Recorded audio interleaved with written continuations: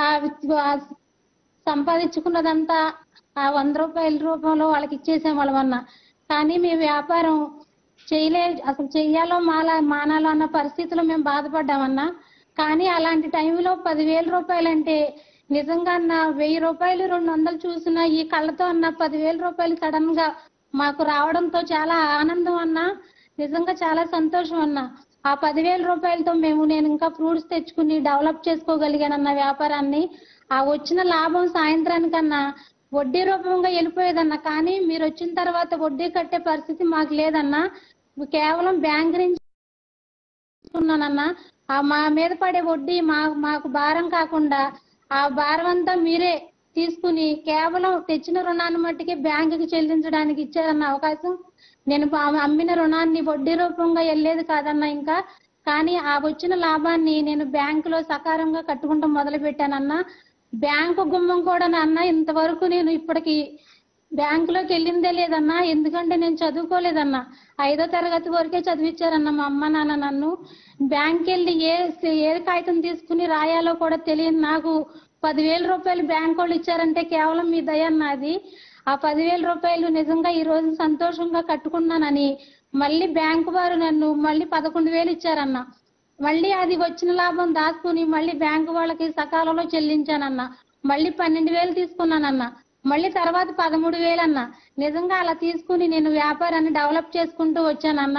అన్న రోడ్డు పక్కన షాపుల ముందు నా భర్త నేను వ్యాపారం చేసుకుంటూ ఉండగా మా ముందు మీరు వద్దు అవతలకి వెళ్ళి పెట్టుకోండి, మాకు షాపుకి అడ్డంగా వచ్చేస్తున్నారని మమ్మల్ని రోజుకు ఒక చాటికి తిప్పించేవాళ్ళన్నా.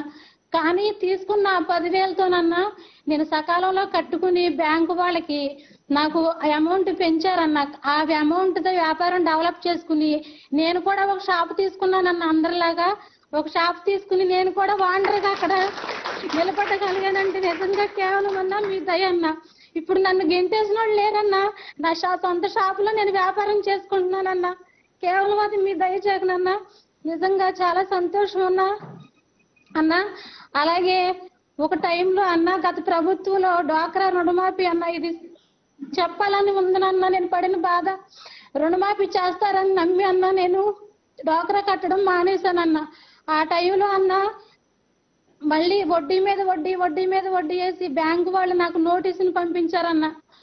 నువ్వు కట్టాలి లేదంటే కుదరదని అన్నా. నేను కాలువ కట్టిన చిన్న ఇంట్లో ఉండేవాళ్ళం అన్న. మేము కట్టలేని పరిస్థితి టైంలో చాలా ఇబ్బంది పడ్డామన్నా.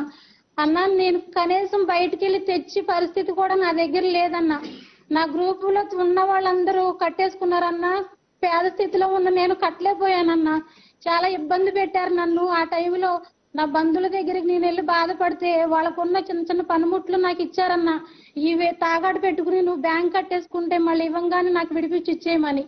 ఆ టైంలో అన్నా నేను తీసుకొచ్చి ఇస్తే మీరు కట్టేయండి, ఒక వారానికి అమౌంట్ మళ్ళీ మీకు లోన్ ఇస్తామని చెప్పిన వాళ్ళన్నా. నేను డ్వాక్రా కట్టేసిన తర్వాత 3 నెలలకి నాకు లోన్ ఇవ్వలేదన్నా. అన్నా నేను తిరిగాను, చాలా సార్లు తిరిగానన్నా. పక్కన బంధువులు గోల్డ్ పట్టుకొచ్చి పెట్టాను, వాళ్ళకి ఇవ్వాలి, ఏం చేయాలన్న పరిస్థితిలో నిజంగా అన్న చాలా బాధపడ్డానన్నా. నేను నన్ను తిప్పించుకుని చాలా మోసం చేసిందన్న గత ప్రభుత్వం. కానీ అన్న మన ప్రభుత్వం వచ్చిన తర్వాత అన్న ఒకప్పుడు బాధతో వచ్చిన ఈ కన్నీళ్లు నేను చెప్తున్నానన్నా. నిజంగా మీరు సీఎంగా వచ్చిన తర్వాత సంతోషంతో వస్తున్నాయి అన్న ఈ కన్నీళ్లు నాకు. ఎందుకంటే అన్న ఒక స్టేజ్ లో ఇప్పుడు ఉన్నానంటే నిజంగా మీ దయ జగనన్న. అన్న ఒకప్పుడు చెవులు దిద్దులు కూడా పెట్టుకోవడానికి లేని నేనన్నా ఇప్పుడు ఇలా వేసుకుని ఉన్నానంటే నిజంగా మీ దయ జగనన్న. అది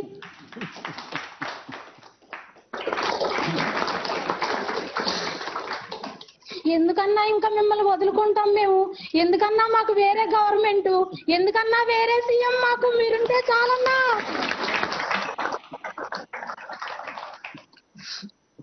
అన్నా నేను మీతో మాట్లాడతానని వచ్చినప్పుడు మా పాప అంది, అమ్మ నువ్వు ఎక్కువ చదువుకోలేదు, మాట్లాడేది జగన్ గారితో చాలా జాగ్రత్తగా మాట్లాడాలని ముద్దు పెట్టి పంపించిందన్నా నన్ను.